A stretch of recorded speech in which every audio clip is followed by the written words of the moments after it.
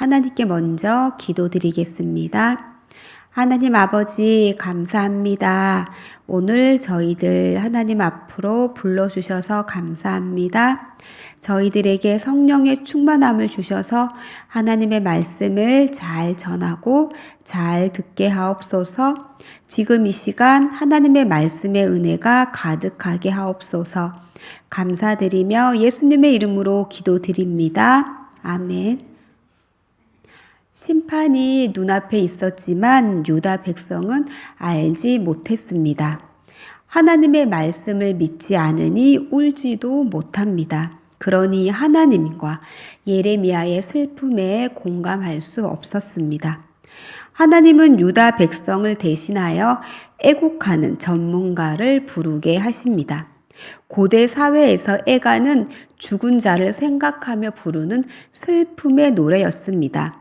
아직 유다가 멸망한 것이 아닌데 유다의 멸망을 슬퍼하며 애곡하는 여인을 불러 애가를 부르게 한 것은 유다의 심판과 멸망이 확정되었다는 말씀입니다. 17절 말씀입니다. 우리 함께 읽겠습니다. 만군의 여호와께서 이와 같이 말씀하시되 너희는 잘 생각해보고 곡하는 부녀를 불러오며 또 사람을 보내 지혜로운 부녀를 불러오되. 아멘. 하나님께서는 곡하는 부녀와 지혜로운 부녀를 불러오라 말씀하십니다. 곡하다 지혜롭다를 평행하게 기록하여 애곡하는 여성을 지혜로운 여성으로 말씀하고 있습니다. 여인을 불러오라는 명령은 스스로 지혜 있다고 말하는 종교 지도자들과 비교되는데요. 그들 스스로는 지혜 있다고 말했지만 하나님의 뜻을 알지 못하는 상황이었습니다.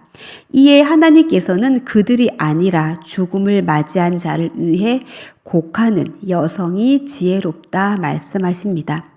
17절에 불러오라는 표현이 2번이나 사용되어서 여인들을 속히 불러와야 하는 상황임을 보여줍니다.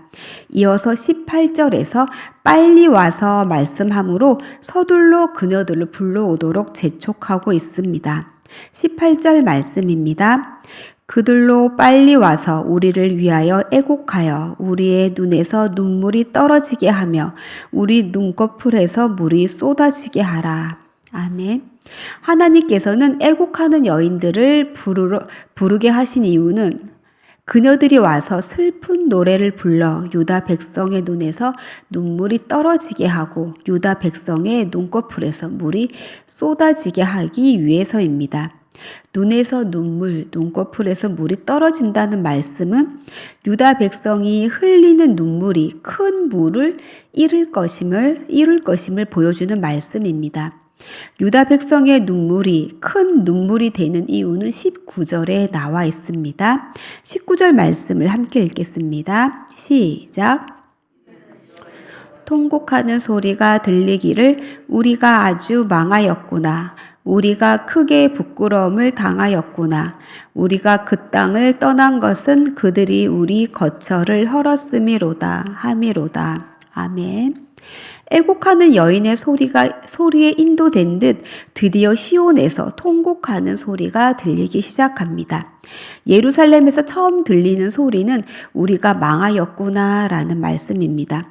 유다 백성은 자신들이 아주 망했고 크게 부끄러움을 당하게 되었다고 탄식합니다. 심판의 도구가 된 원수의 군대가 자기들의 거처를 헐었기 때문에 그동안 삶의 터전으로 삼았던 땅을 떠날 수밖에 없는 상황을 탄식하고 있는 것입니다. 그들이 여호와의 말씀의 율법을 버리고 율법을 선물로 주신 하나님마저도 버렸으니 여호와께서도 그들을 버리셔서 이제 그들이 그 땅을 떠날 수밖에 없게 되었습니다.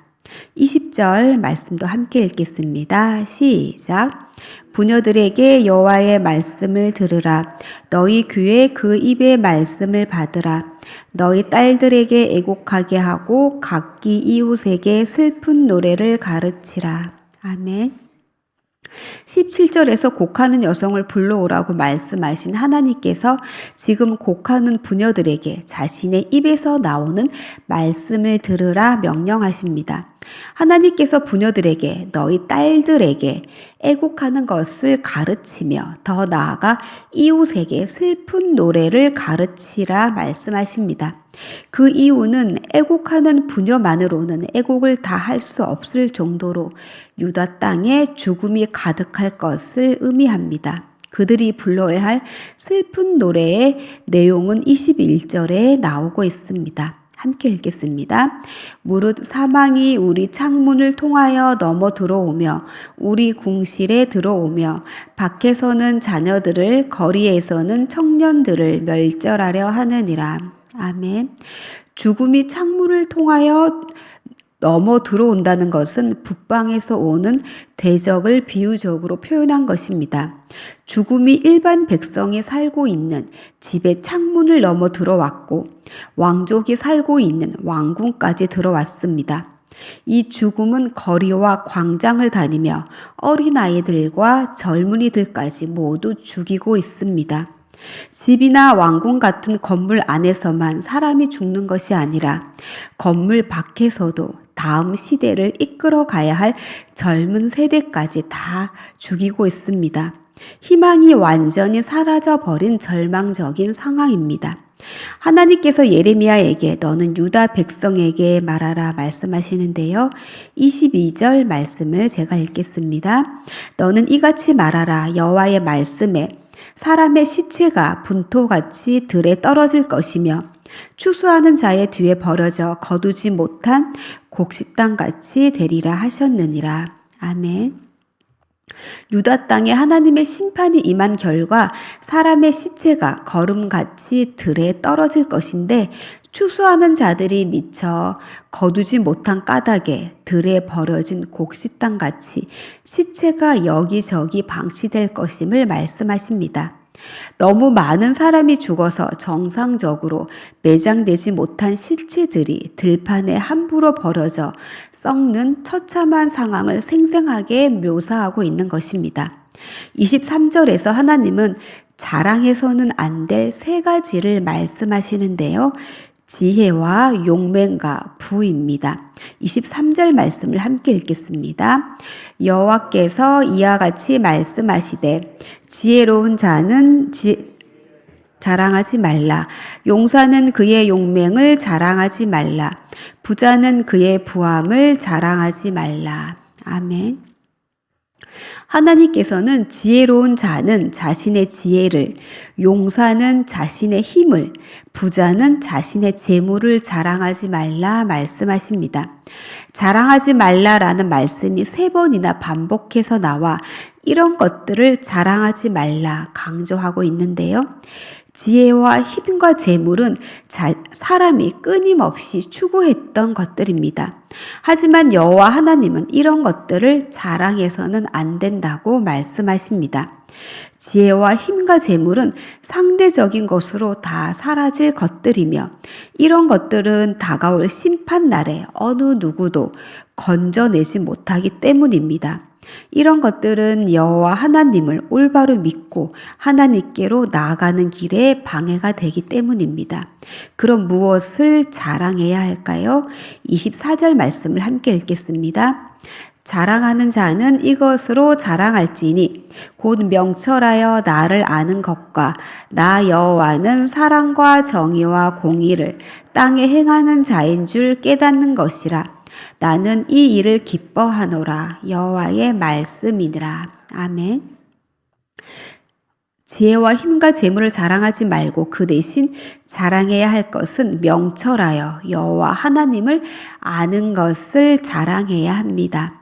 또한 여호와께서 사랑과 정의와 공의를 땅에 행하시는 분임을 깨닫고 자랑해야 합니다.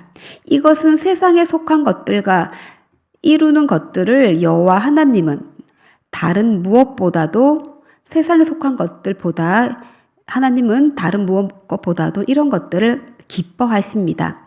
23절에서 26절은 유다 백성을 이방인들과 나란히 언급하고 있는데요. 할례받은 유다 백성이나 할례받지 않은 이방인이나 똑같이 하나님의 심판이 임할 것임을 말씀합니다.